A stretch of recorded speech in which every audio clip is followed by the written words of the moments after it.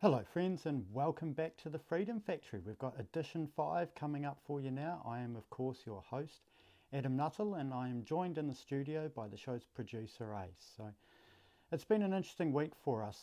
This week we started a website, which was good, and it's quite a basic website, but we can now accept donations. You can either support the show directly or you can support me. And we posted the links for this web page earlier in the week and actually got some support. So got some donations both to me personally and in support of the show. And it's it's really difficult to overstate how important this is, and how much it means and changes the context to get support from the community. We're genuinely grateful for this. And I don't really have the resources to do much more than what I'm already doing. That's really the truth of the situation. And the only way that this show is going to grow is for us to build a supportive community around it, and get it going as a bit of a team. So that's been really encouraging for us this week. It really has. And thanks heaps to the people that have donated to support it. Also this week I've started an interview channel, so it's on BitChute. You can find it if you search on BitChute just for Adam Nuttall. And it's there as a catalogue of all my interviews really, and there's over 20 interviews up there already. It's had over 1,000 views in less than a week, so it's certainly getting some traffic. And I've got lots of back catalogue interviews that are going to go up there, so it's going to keep getting more and more interviews. And the interviews from the show will be posted on that site a few days after the show. So check that out if you want to just sit down and just watch the interviews. So we've got another interesting show coming up for you. First of all, we're going to have a look at the Maori Party, who is calling for a joint task force between the New Zealand SIS and the New Zealand Police. That's quite interesting. And we're going to have a wee look at Mark Delder and someone else that seem to be moving in unison with this call for a joint task force, which I thought was quite interesting. A wee look at a funny little article about somebody escaping from an MIQ room with the use of bed sheets tied together. So that was quite interesting. And then we've got a very important interview coming up after that with Omar Nabi at Al Noor Mosque. You're going to want to watch that one. And finishing off the episode with an interview with Rob Wilson from the Agricultural Action Group. And it was a really interesting interview with Rob. It's a great group. They do a lot of work, and just huge respect for them. So it's really good to have them on the show. So that's all coming up for you right now.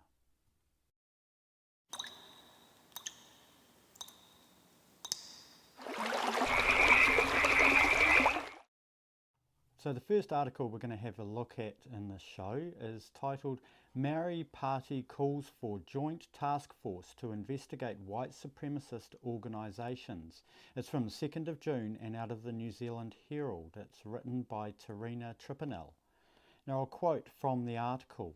The Maori Party is calling for a joint task force to investigate anti-Maori hate speech from white supremacist organisations.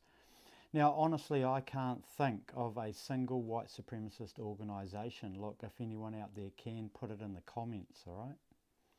Further from the article, now the party is asking for the establishment of a joint task force between the New Zealand Security Intelligence Service, NZST, and the New Zealand Police to investigate the targeting of Maori by right-wing extremist groups. The leader said they met with Minister responsible for NZSIS Andrew Little yesterday, raising their concerns. No formal commitment was made, but the leaders said they were pleased with the swift response and the willingness to engage.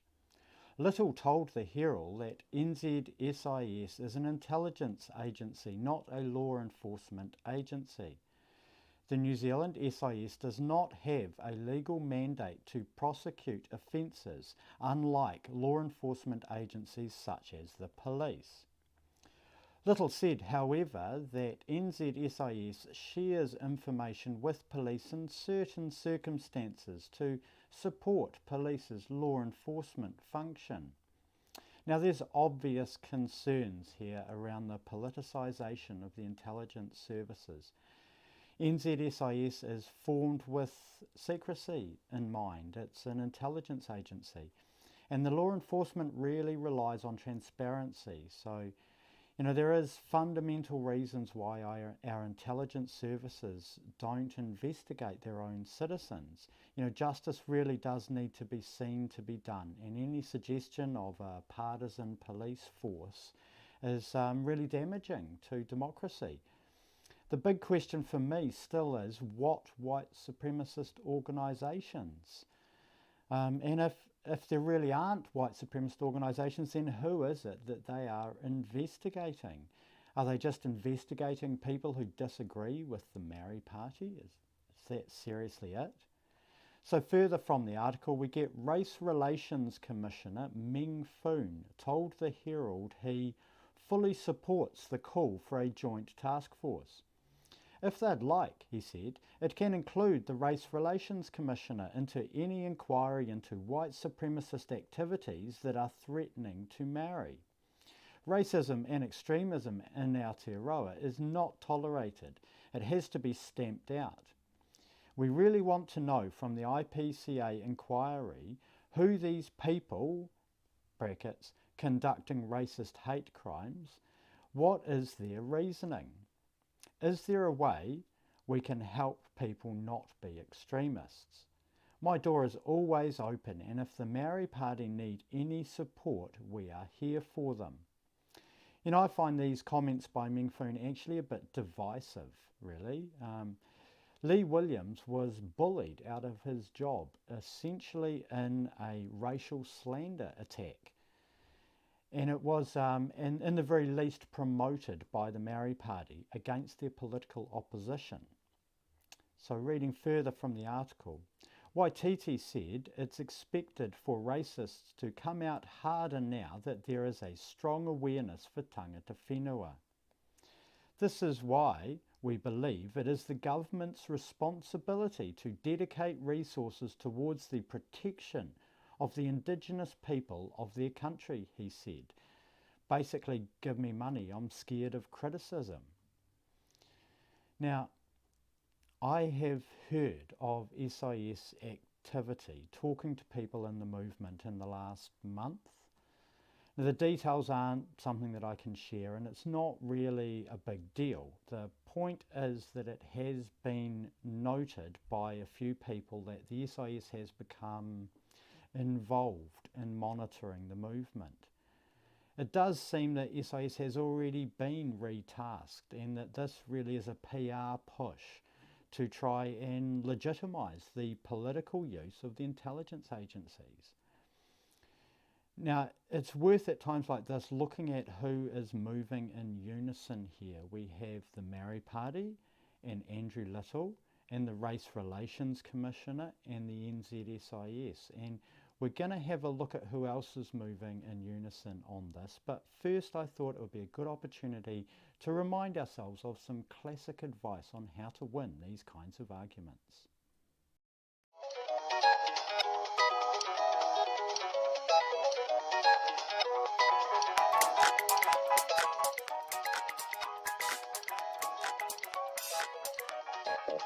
Racist.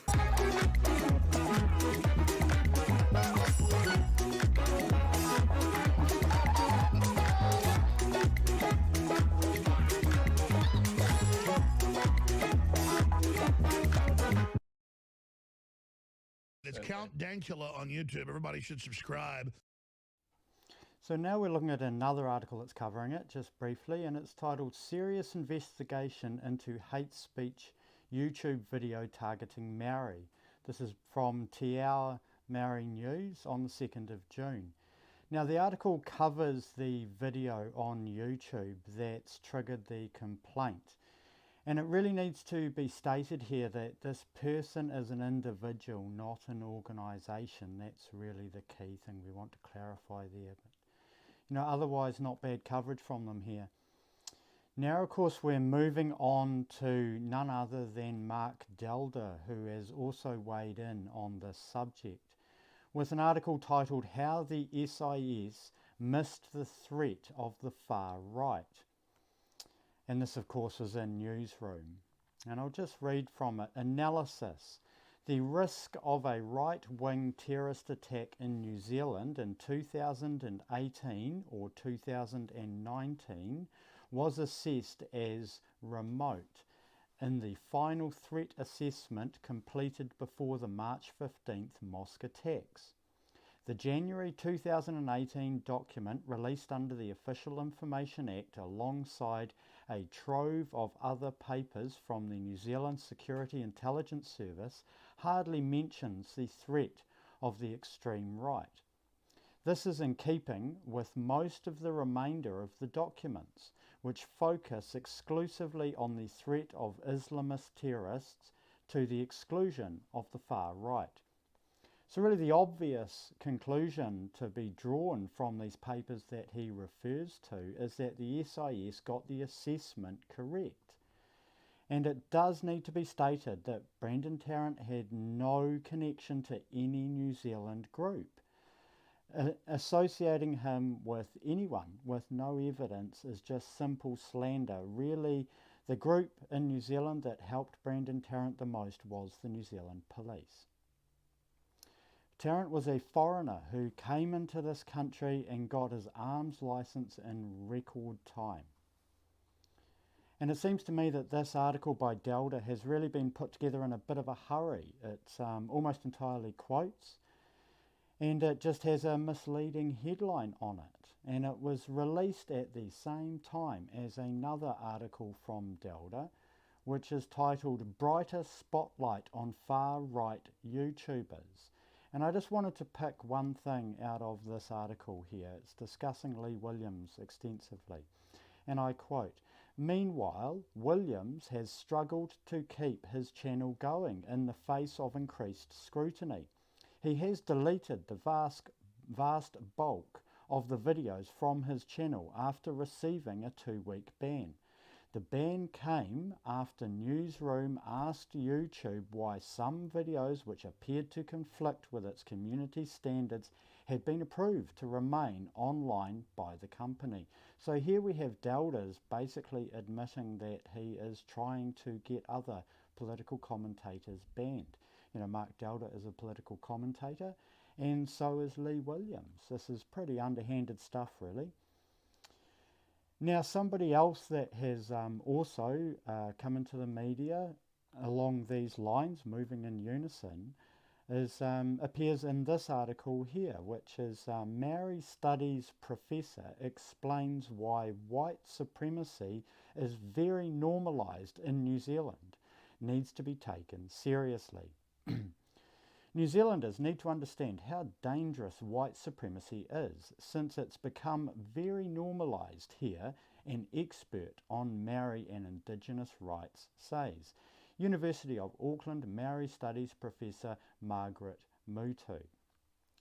So really all of these birds seem to be singing from the same song sheet. You know, and I feel like this is something that people do notice, but we don't really give it the significance that it deserves. And that's really why I'm trying to highlight it in this way. We can learn a lot about what's going on by looking at who's moving in unison. So moving on with the show.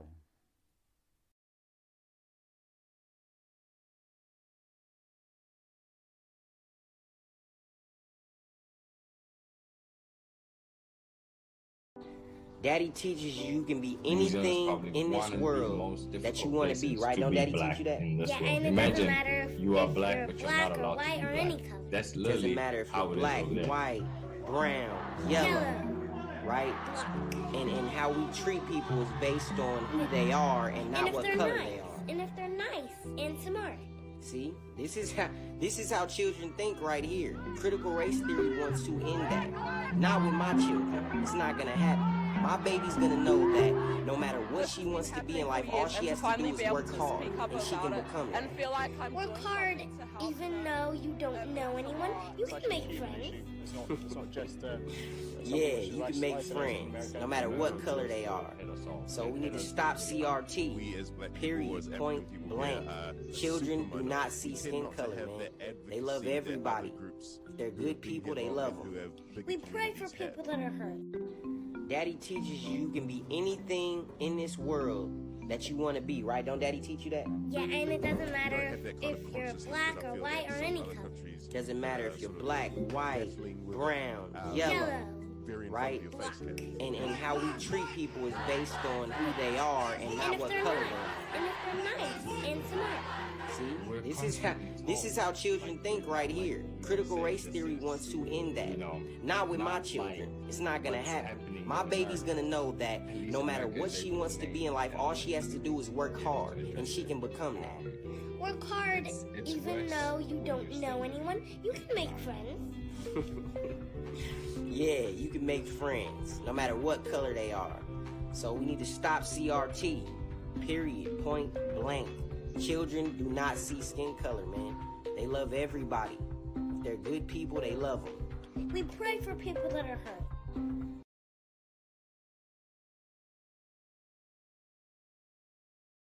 So now we're going to have a wee look at an article that is titled MIQ Guest Absconds from Second Story Using Bedsheet, but they weren't trying to escape. This is from Caitlin Ellis, and I got it off MSN. I think it's originally from News Hub. And I quote, "An MIQ guest has absconded from the second story room they were staying in using a rope fashioned from bed sheets in what a spokesperson says was not an attempt to escape. They say the returnees scaled the building in an attempt to retrieve an item that was outside on the ground 2 stories down." Now this really illustrates the kind of things that people will do when they're locked in their room day after day. It's a timely reminder that some people are having a bit of a hard time faced with detention in the COVID gulags. So timely reminder for you guys. Thanks guys for watching, and on to the next segment, eh? So yesterday we went and spent some time with Omar Nabi at Al Noor Mosque, and there's an important announcement in this interview, so it's an important interview for you all to see. Here you go.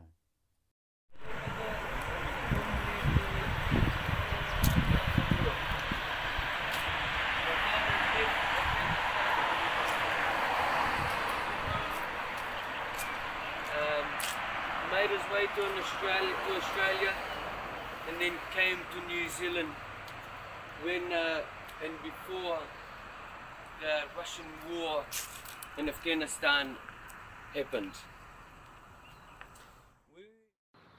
Hello friends, we're here today with Omar Nabi. Welcome to the show, Omar. Hello brother, assalamu alaikum, kia ora, how you going? Yeah, thanks very much for joining us. We are, of course, here at Al Noor Mosque. So we're here today not only for this interview, are we, Omar? There's another reason we've come here today, isn't there? Yes, there is. There's an upcoming documentary that we'd like to, you know, bring up and make, and I hope everybody gets to watch it and, you know, look forward to watching it. But this is what we have got in store for you at the moment. Yeah, that's right. Omar has asked us to make a feature-length documentary to tell Omar's story. So I'm going to be directing this, and our producer Ace here is, of course, going to be producing it for us. So we've decided to tell you about this project today because of the kind of environment that we're speaking up in, aren't we, Omar? Oh, totally. This is my, you know, our platform, the Muslims' platform we're standing on, you know, and my story needs to be heard. And there's a lot more involved behind all this, but we'll slowly and surely, you know, put it out there in sections so you can actually comprehend and understand it in your own time. That's right. And there has been a lot of pressure on free speech lately, it really hasn't there, Omar? And it's quite an interesting environment for us to be considering a documentary like this, really, isn't it? By all means, from the word get-go, there's a lot of events that have unfolded, and there is more that have come about and a lot that has been deleted. One of them being how Facebook shut down, and the first live stream or the first thing that come up on Facebook was the shooting. That there is a big, you know, it's a big thing to think about. Something that can pop up just like that. Prior to that being shut down internationally, I'm very sure, is something to question. That's right, there's lots of questions. The reality is that Omar and many of his friends, in fact, have lots of questions around the events here at Al Noor Mosque a little over 2 years ago. And, you know, it really is a matter of them getting a chance to tell their story. We see other people who've been affected by this tragedy. They get a lot of prominence in the media, and their story gets a lot of traction in the media, doesn't it, Omar? Yes, it does indeed, and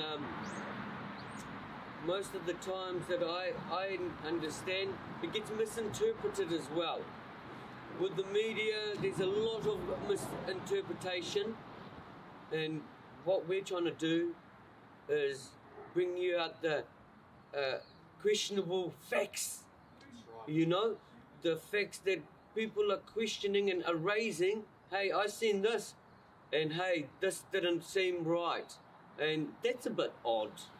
That's right, and you are in fact asking questions in memory of your father, aren't you, Omar? This is something you're doing in your father's memory. In my father's memory, yes indeed, and so you get to be aware of, you know, aware of triggers and senses that are popping up that you should be aware of, you know.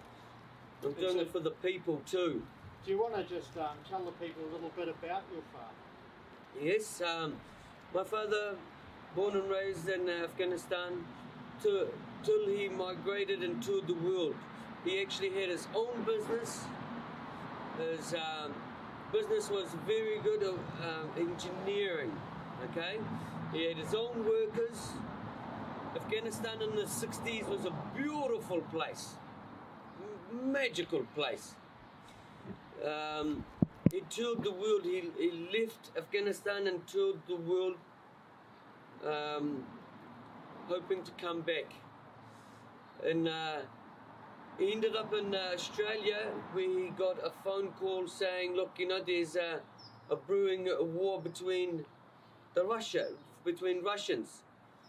So my father at that time made his way to New Zealand and was on board and made plans for us to come to New Zealand. As I said, my father already had everything in Afghanistan. He went to tour the world and ended up in New Zealand. Yeah. And of course, you and your mother and your brother, I believe, have joined him over here. And subsequently, your father has headed the Muslim Association. My father, he basically started the first mosque in New Zealand in Christchurch and Chilm Street. When it got a little bit bigger, he got funding from overseas, from Saudi Arabia, in the name of for the will of God, for God, to make a masjid in Dean Zev. He found the property. He's the head of the Afghan Association and the Muslim Association, and come a long way, as it is one of the best things you could do in life is to make God's home. It's his duty. He fulfilled his duties, many of his duties, to God. And so your father's been a prominent member in this community. He's been involved in the creation of this mosque. Yes. And subsequently and tragically, he has been killed at this mosque, hasn't he, on that fateful day a couple of years ago. That's correct. Now, nobody ever thought it will happen in New Zealand.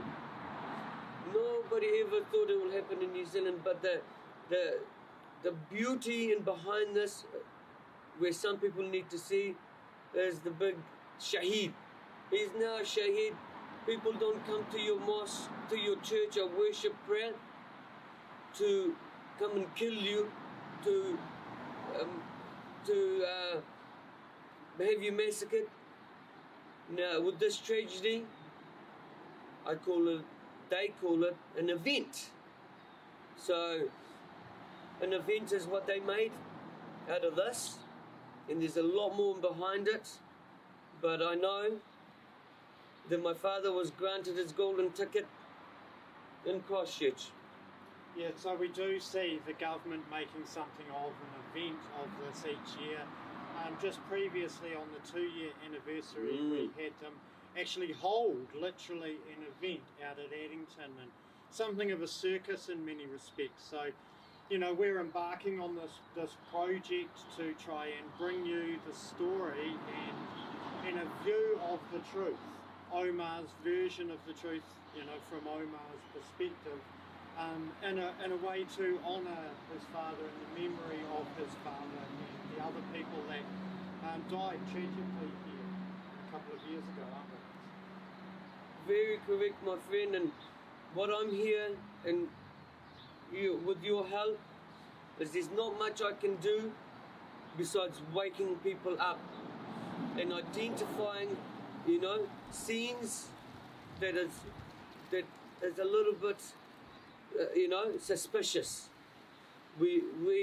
I'm trying to pinpoint out wake-up points that you need to understand that, hey, this is not right. Events that have unfolded that don't add up. And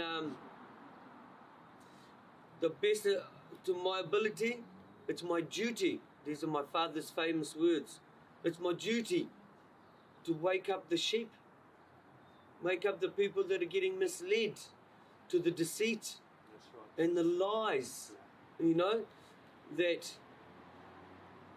there's a border between good and bad, and it's the people that are premeditated. Which path are you going to take? And this is life.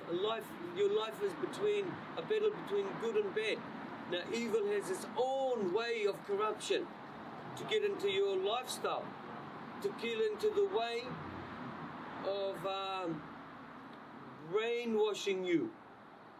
And so we really feel that the way through these issues is to ask these questions. There are some very legitimate questions around the events that took place here 2 years ago, and so we're really just going to do our best to present these questions in a genuine fashion for you in this documentary, aren't we, Omar?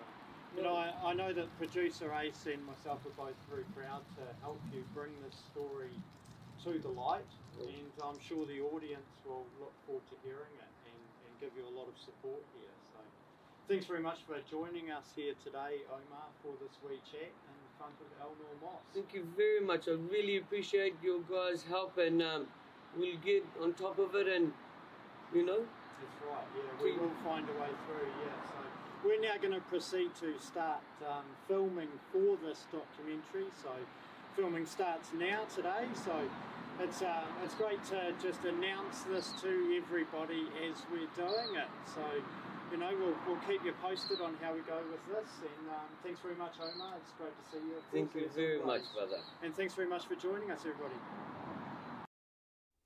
So if you'd like to hear more from Omar and you haven't already seen it, you can find my first interview with Omar on the interview channel on BitChute. Now, this was a difficult decision for us to decide to announce this at what is really an early stage in its production. We've essentially decided that it is safer for us to publicly announce this documentary and share our experience of producing it in somewhat real time for you all.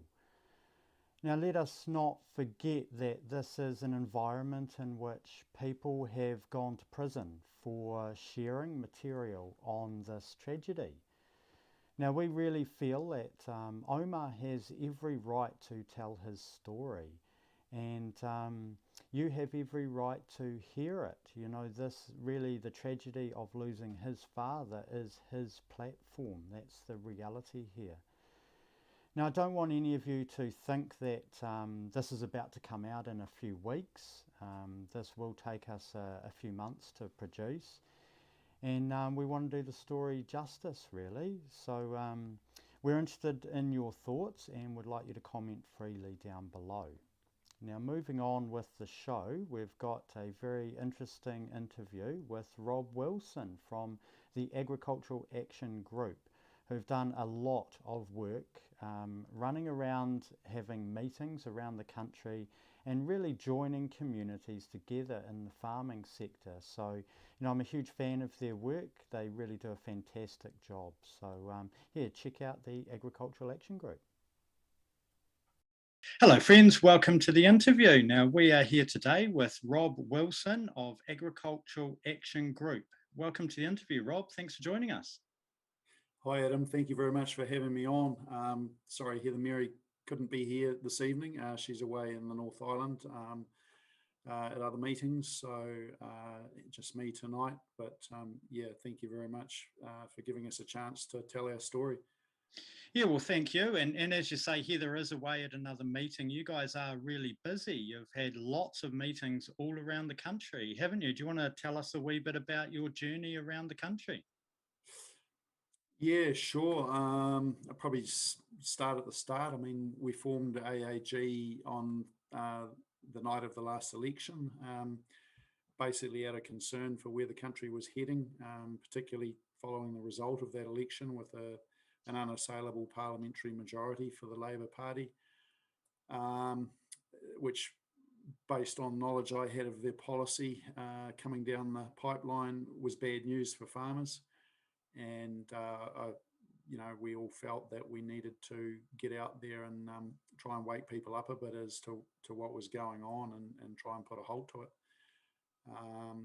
So we formed Agricultural Action Group, Fred Roberts, Heather Mary Pennycook and myself, and hit the ground running the next day. We were organising meetings, and we've since done 75 plus, I think we are now, around the country, both South and North Island, and trying to set up local groups to carry on once we've left each of the areas.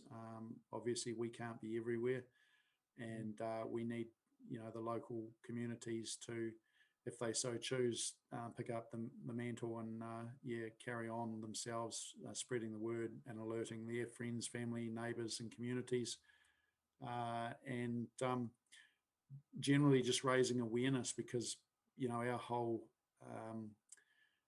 belief was that we can never hope to beat this if we don't understand what's truly going on, and that's going to be uncomfortable for a lot of people, and it has been. It's caused a bit of pushback in some areas. I'm sure you're well aware of the situation, as in the case of truth, supply always exceeds demand. So, yeah, but the awakening has been amazing, and we've seen an ever-growing awareness and hunger for this information. People are really starting to seek it out rather than us having to take it to them, which that's is very great. heartening. Yeah, that is excellent. And 75 meetings is a lot, really, isn't it? We're not talking about years here. It's less than a year. So you must be having just multiple meetings a week. Yeah, when we were in the North Island, our record was 5 in one day. Wow. But we were doing sort of 3 to 5 a day. Yeah. Yeah, it's been a big ask. My business has basically stopped since I've been doing this. I have a venison recovery and contract hunting business. I manage a family farm as well. So, yeah, I'm just sort of doing the bare minimum that I can get away with so that I can do this work. It's all self-funded, and we now have donations available on our website. But I'm sure, as you well know, it's a labor of love. Yeah, that's right. And we just do what we can, and that's what we have been able to do to the best of our ability. So we've just done it and gone hard out, and we'll continue to do so as long as we can afford to do that. Yeah, well, you've certainly had quite good attendances at these meetings. There's a lot of interest in it, isn't there? Yeah, there is. I mean, as we've come to realise now that there's a lot more awareness and people hungry for this information, really the advertising is the only limitation on the crowds that we get along. Yeah, for sure. If we've got good advertising going on, and the meeting at Muteri just out of Nelson recently was a classic example where we had great support from Voices for Freedom, who did a lot of the distribution for our flyers, advertising the event, and we had around 250 people there. It was so good to see that people were open to this sort of information and wanted to learn about it, and the flow and effects have been incredible. Yeah. Well, people are under quite a bit of pressure, aren't they? So there is quite a few issues that are in play here that are motivating people to change their thinking, really, aren't there? I guess we could start with the SNAs. That's been quite topical this week, isn't it? So do you want to just tell people a bit about the process of these significant natural areas and what's happening on the ground? Yeah, sure, Adam. So the significant natural areas, which are originally derived from the Resource Management Act, are essentially a process whereby local councils are told that they must map out areas to be considered as significant natural areas. Now, the criteria for that's quite subjective, so I won't go into all the details, but suffice to say, pretty much anywhere could be classified as an SNA. What the councils are required to do is map out those areas, physically come onto the property, inspect and map them out. And then if they are designated as such, then the farmer must fence off those areas, maintain them for weeds, still pay rates on the land, but cannot utilise the land as he would normally for his farming operation. And there's no compensation for that. So it's effectively theft of private property by the state, and it's a very dangerous precedent for where this country's going. If we're going to abrogate private property rights, well, that's the very basis of the whole Western governmental, parliamentary, legal system. And it takes us to a place that anyone who knows their history understands very well, which is a totalitarian state, whether it be called communist or fascist or whatever particular percentage of flavour it is. that's what we're looking at here. And given the political leanings of our Prime Minister and many within Parliament, particularly within the Labor Party, but I mean, let's not be too fussy about calling out other parties involved as well. I mean, all the political parties are on board with where this legislation is coming from, and it's essentially a communist style takeover of the peasants' land. Yeah, without compensation or without democratic input, really, isn't it? And I've talked to people that are looking at losing use of over half of their land in just crazy amounts. I mean, I can think of regions like the West Coast, for example, where whole farms could be declared an SNA. I mean, if it's subjective measure, there must be some people out there that are looking at having their farms just cut right back to a hobby scale, really. Yes, there are. Yeah, we personally know of very real situations where farmers are looking at up to 90% of loss of use of land. And that has major ramifications throughout the whole industry, because it makes banks obviously very nervous as far as supporting the rural industry, lending, and it raises equity from a property to the point that why would anyone want to take the risk of getting involved in that industry when the government can arbitrarily come in and erase your private property rights overnight? The lack of certainty is incredible, isn't it? It's just injected a massive measure of uncertainty into the whole capital arrangement, really, isn't it? Yeah, and another one of the flow-on effects is obviously the mental health side of things, where farmers are already often in a relatively stressful situation with large mortgages and weather issues. I mean, we've just seen a good example of that in Canterbury. There's a few things you have no control over anyway, and then to throw this into the mix is really a tipping point for many people. The pressure it puts on the mental state of someone basically not knowing when the government's going to pop in and flog half your land or whatever percentage.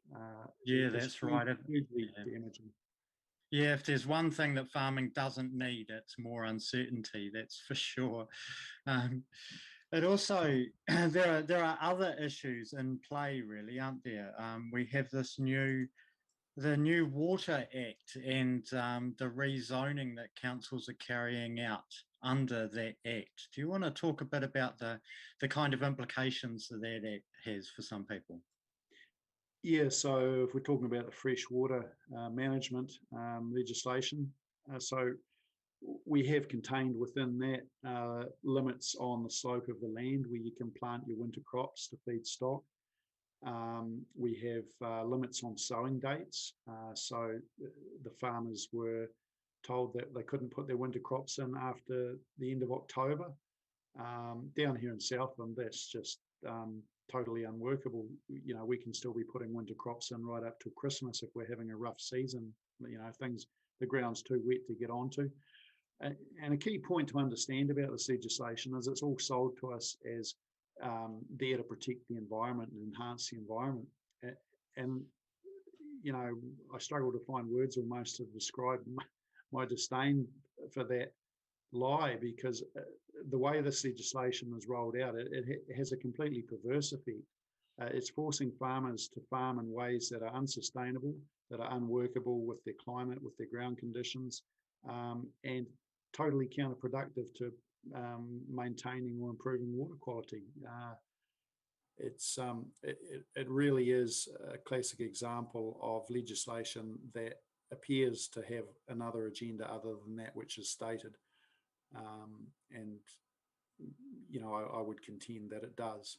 It's not really about the environment per se. It's about making farming unsustainable, making farming a sunset industry, as our Prime Minister has called it herself quite openly.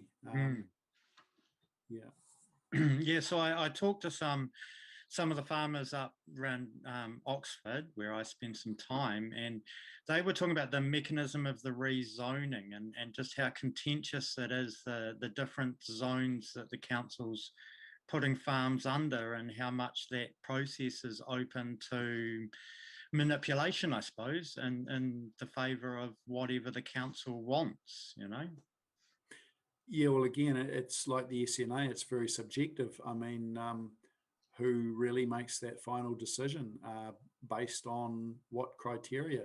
You know, they have vague general criteria, but so much of it is open to interpretation that, again, you could basically zone anything however you want to suit, particularly in this case, what central government is dictating.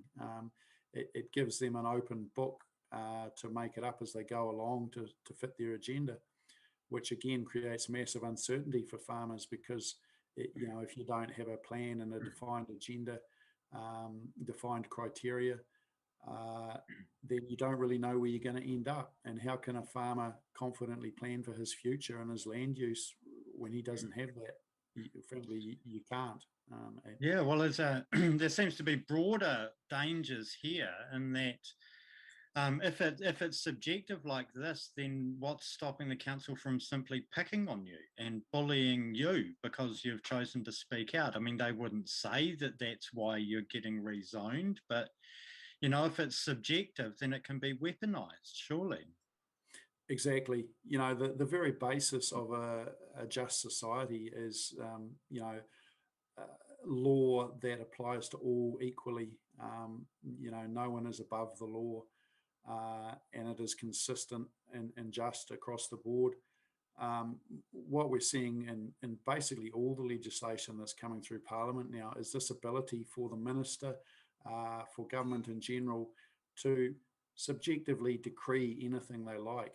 And the Zero Carbon Act, which we'll discuss obviously as we go along, is a classic example of that, where the minister under that legislation has basically been granted more power than has ever been seen in a Westminster parliamentary system in history. He is, if you want to correlate it to the communist model, basically the czar of climate, and has essentially unlimited lawmaking abilities under that legislation, where he can, by decree, change legislation if he so chooses. And he's already demonstrated that. So, right. Are we talking about the orders and council mechanism? Is that, like, how are they doing it in the Act? Yeah, so essentially that, whereby the minister can alter legislation, can alter conditions of the legislation, is probably the better way to frame it, if he so chooses, if he deems it necessary, for the good of the country and the environment, etc. So it's basically, or not even basically, it has circumvented due parliamentary process. And again, Owen Jennings warned us about this when he first started talking about the zero carbon bill at the time before it passed through Parliament, that this was one of the real threats to us if that legislation went through, as it did, that it was a real attack against our sovereignty and the true parliamentary process, protecting our private property rights, protecting the sovereignty of the people to be able to have some sort of control on government and the laws that they were passing. And I don't think, many people, if any, would argue that we have seen, particularly recently, a very rapid swing towards the expedition of legislation through Parliament to a degree that should cause us great concern. I mean, the classic example is just the recent law change over the Vaccine Act, the COVID Vaccine Act. I mean, yeah, well, it's interesting that you say that, because I was thinking that when you were talking about the Carbon Act being basically changeable by the minister if he sees fit. Well, now the Medicines Act is like that. So the minister can just approve medicines if he wants. So, they can just change the Carbon Act if they want. I mean, it really is just another example of a criminal government, really, isn't it? They've abandoned the rule of law. Yeah, I can't put it any better than that. we actually have a criminal gang running this country. The facade of democracy and due process has been thrown out the window, and these guys are going rogue, and they've got, you know, a large part of their parliamentary term still left. So look out at New Zealand. We're in big trouble here. Yeah, and it is in this environment that your members and people turning up to these meetings are receiving these rather highly detailed survey requests, aren't they, from local council and Westpac Rescue Helicopter. So do you want to tell us a bit about these interesting surveys that farmers have been receiving? Yeah, sure. So we've had multiple different surveys from different sources coming out that are requesting data on basically every facet of our business management, how we run our farms, how many stock we have, what crops, how much, water take, where, how, when. Every little piece of our operation is under scrutiny, and they're wanting to collect data on it. No guarantees about who will have the data, who will be able to access it, what will be done with it. Down here, we had the Westpac Rescue Helicopter Trust send out a questionnaire wanting to know basically the same information. Many farmers refused to reply to it for obvious reasons.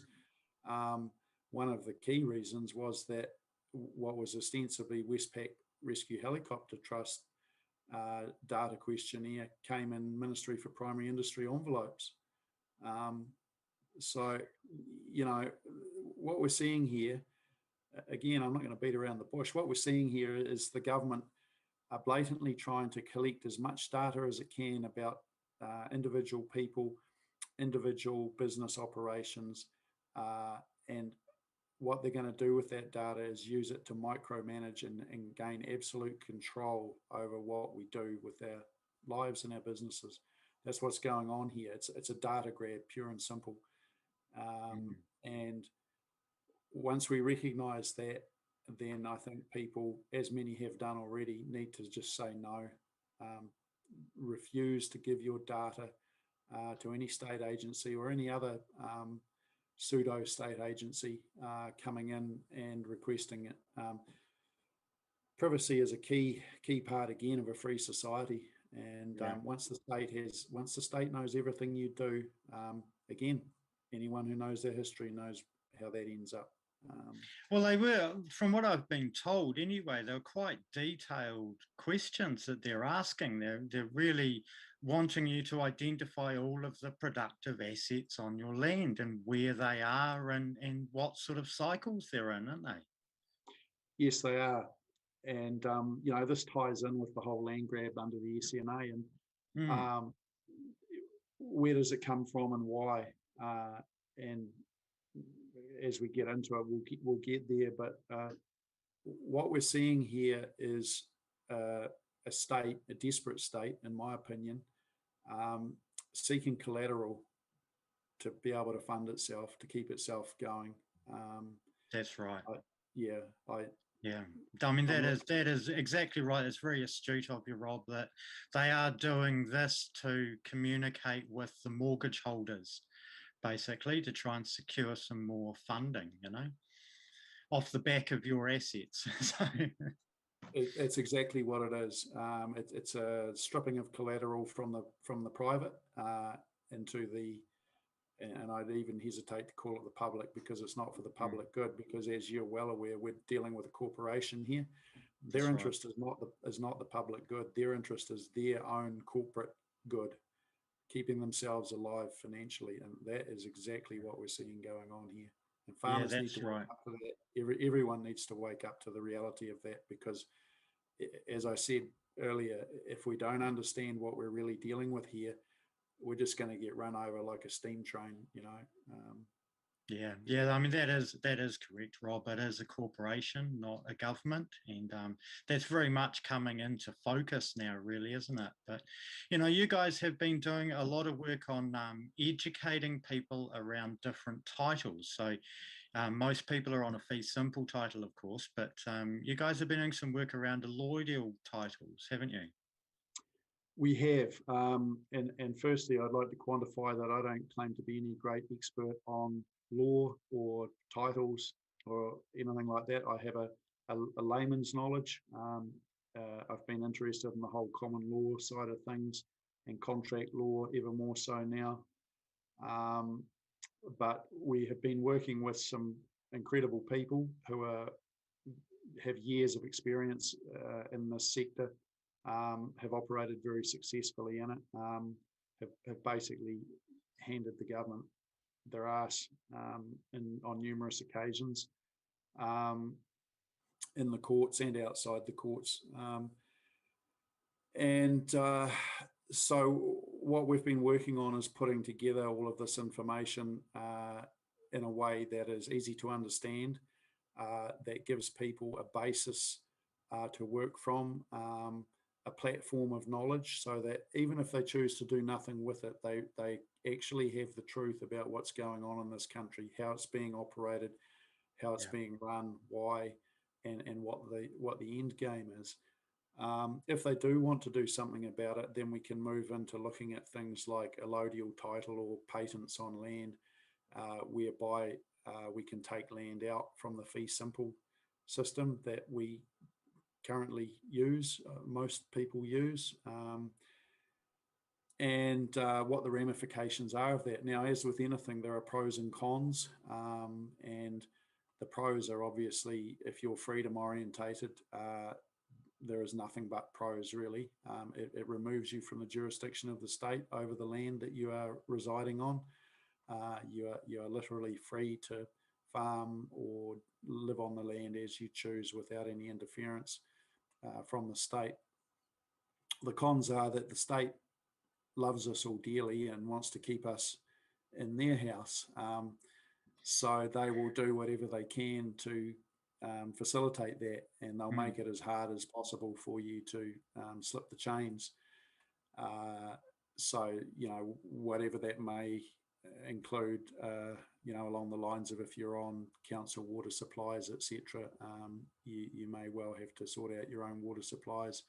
They will come at you via the corporates, power companies and that. They might cut your power off. So you really want to first understand the situation, know what the tools are, know what the pros and cons are, and if you choose to move forward with it, then have your plan B in place so that you can transition relatively painlessly into living on allodial land. And it really is this understanding, isn't it? That is the key that we keep finding. It's about people developing their understanding, isn't it? Yeah, it is. And all due credit to Liz Lambert, lawyer Liz Lambert, and Calvin Alp from New Freeland. You can find them on Facebook, for the work they've done in highlighting the information around allodial title, particularly for farmers who are interested in Liz and her work and what she's done with that particular vehicle. The Crayfer Farms situation, that was Liz there, using allodial in that battle with the Crown. So, and Kelvin has obviously done his successful claim on Abel Tasman National Park. And the allodial situation, it scares a lot of people, and I understand that completely. It's like anything that threatens the old system. It's always scary. It's a whole paradigm shift in psychology around land title or lack of, as is the case with allodial. And people probably need to understand that what we're doing is not trying to destroy the existing system per se. What we're saying is that everyone should have a choice.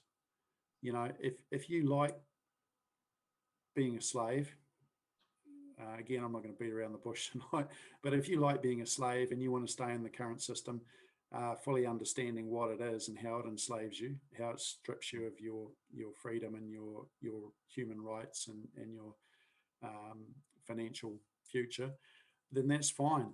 I'm all about freedom of choice, free will, do no harms, live and let live, so long as you're not doing harm to anyone else. Go for your life. But for those of us who do want our freedom, who do want to be able to self-determine and self-govern and do no harm to anyone else in the process, then nobody but an absolute psychopathic tyrant would deny you that. And I Yeah, that's right. It is all about freedom, really, isn't it? So, yeah, we are running a bit tight on time now, but I thought just to finish off, maybe I could get your feedback on the recent election. So, you know, up around these parts, we've got the Waimak district, we've got some really suspicious numbers there and not much credibility to them. So what sort of feedback are you getting around the country, and especially in the rural electorates, around the election and just confidence in the election? Well, we have interacted with thousands of farmers now and their wives, families, and the response has been uniform. No way did the electorate swing that way in the South Island. A lot of people are quite offended that we would suggest that they had voted two ticks Labor, even if it was to keep the Greens out. Yeah, now there's a lot going on around elections in the US, obviously. I personally think, because I follow it very closely, that we're going to see some real revelations there in the not too distant future about election rigging, and keeping in mind that the same systems, machines, etc., have been used here in New Zealand, and that the same people were here as well just prior to the election from the opposing side.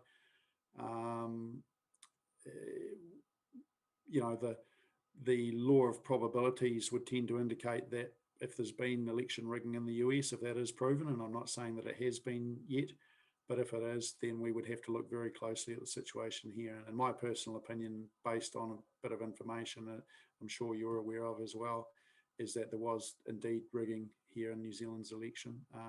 We have a couple of political scientists come out and say that it was statistically impossible what happened in all of the South Island.